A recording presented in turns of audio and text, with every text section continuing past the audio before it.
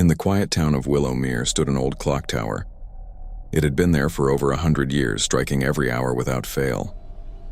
The townspeople called it the heart of Willowmere. But one foggy morning, something strange happened.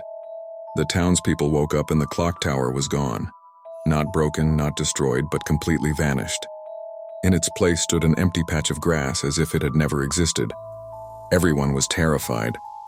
The mayor called the police called the historians, and the historians just shook their heads in disbelief. That night, a young journalist named Maya decided to investigate. She carried her camera, flashlight, and a notebook filled with questions. She walked to the empty field under the moonlight. The fog was thick, but as she stepped closer, she heard the faint tick-tock of a clock. Her heart raced. The sound was coming from beneath the ground. Maya knelt down and found an old iron door, half buried under the soil. With effort, she opened it and climbed down a spiral staircase that led deep underground. The ticking grew louder. At the bottom, she found herself in a strange underground chamber filled with gears, wheels, and mirrors.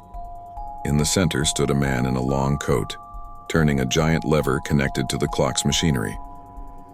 "Who are you?" Maya asked. The man turned slowly.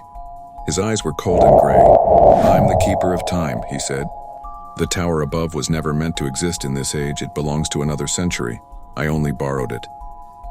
"Borrowed?" Maya whispered. He smiled. "Time doesn't flow in one direction here.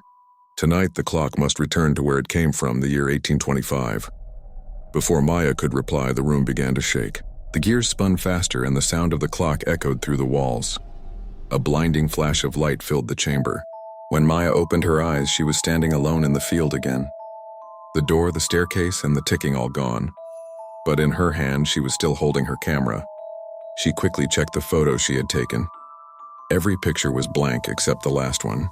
In that photo, behind her reflection, the clock tower was standing tall and the hands showed 11 points. It never struck 12 again. Moral: some mysteries are not meant to be solved, only remembered.